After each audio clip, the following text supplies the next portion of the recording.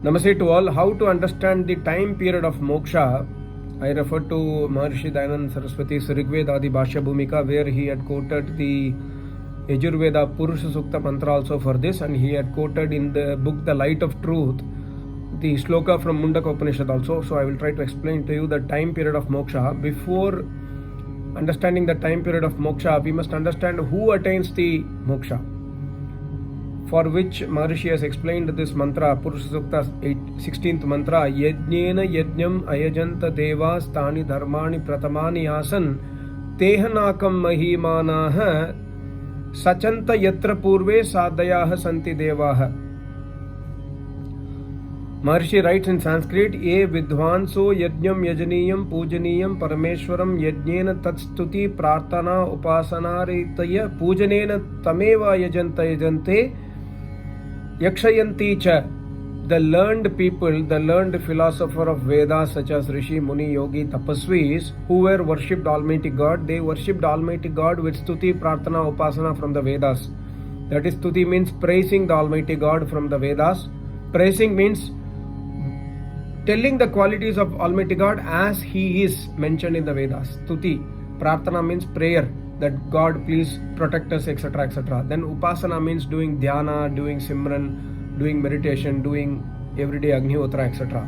So the learned philosopher of Vedas, by worshipping the Almighty God, they attained moksha. Nakam means teha nakam. The mantra has the word nakam. Nakam means moksha. They attained moksha by worshipping Almighty God, by doing stuti, prarthana, upasana through yajna. So here we must understand that the learned people worship Almighty God through yajna.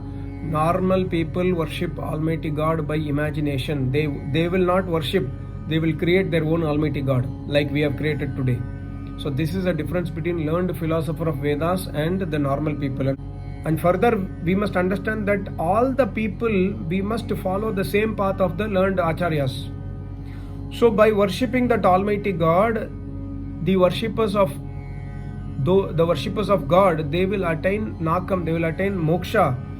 And in that moksha stage, there is no pain, there is no misery, there is no suffering. They are always in the blissful state. And further, Maharishi says, the learned men who qualified in the past, who is qualifying now and who will qualify in the future, they will do the same thing. They will not deviate this path of the Vedic path.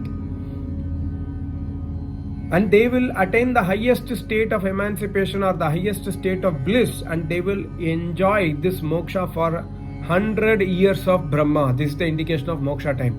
100 years of Brahma, during which period there is no return to the cycle of birth and death. After completion of 100 years of Brahma, they will come to the cycle of birth and death again, because moksha is not eternal. When you attain moksha, the moksha did not exist before. So moksha is attained, so it had a birth, and moksha will also die away. That means moksha has a specific period. But what is that period is what we have to understand. In the Mundaka Upanishad, the Rishi says, Te brahmaloke ha paranta kale paramritat parimucyanti sarve. Whoever worship Almighty God, whoever attains asceticism, whoever attains vairagya, whoever follow the path of Ashtanga Yoga, and whoever understand the essence of Vedas, which is called as Vedanta, and whoever progress in materialism also simultaneously, when they attain the state of vairagya, they attain moksha. They attain moksha, and in that moksha they reside in the Brahmaloka. What is Brahmaloka? Wherever Almighty God resides is called as Brahmaloka. Where Almighty God resides? Almighty God resides everywhere. So in moksha, the soul goes everywhere. It can travel anywhere in the world. It will always be in the bliss, because everywhere it travels there is Almighty God. That is called as Brahmaloka. Everywhere Almighty God exists. But for how long? Paranta kale. Paranta kale is the measurement of the moksha time. See, one Chatur Yuga is 4.32 million years, or 43,20,000 years is one Chatur Yuga. 2000 Chatur Yuga is one day and night combination in the sense of Almighty God.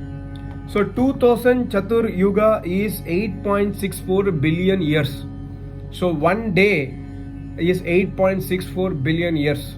So 1 month is into 30. is 259.2 billion years. So 1 month of moksha means 259.2 billion years. Then 1 year is into 12, which is 3.11 trillion years. And 100 years is 311 trillion years. This is the time of moksha. So some people will ask, many people questions me. I have also made a separate video that why should we try for moksha if moksha is going to end. See the number of years, 311 trillion years. 1 trillion is 1000 billion, 1 billion is 1000 million, 1 million is 10 lakh years. So 311 trillion years is such a vast amount of time. So when somebody is able to be in moksha, bliss, in sukh, in anand, without pain and suffering and misery for so long time, why should not we try it? That is the aim of our human life.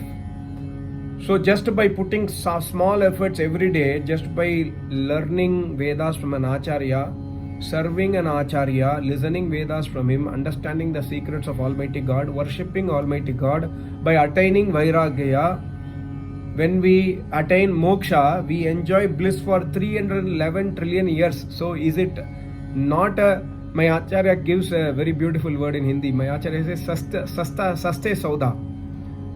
You are given human life by Almighty God. He has given you everything. He has made the world. You have not created the world. You have not done any Purusharth. He has done the world. He has given you everything. In turn, you utilize the world properly to attain moksha. This is a very cheap kind of bargain. And in this bargain, you earn 311 trillion years of moksha. Saste sauda. So why not we try for it? Maharishi asked the question that somebody asked him that why should I try for moksha because it is going to end. Maharishi says, you know that you will get hungry tomorrow morning, but still you eat your food today. Even for 1 day sukh or one meal, one time like 6 hours, 7 hours sukh you want to eat and enjoy and then be satisfied, then this is a bigger amount of time spent. Why don't you spend your effort in Almighty God? This is the answer Maharishi used to give. So we must try for moksha. And moksha period is given indirectly in Purusha Sukta. The meaning of Purusha Sukta or any mantra is always Nirakar meaning will be there, and only Rishi Munis can properly decode it.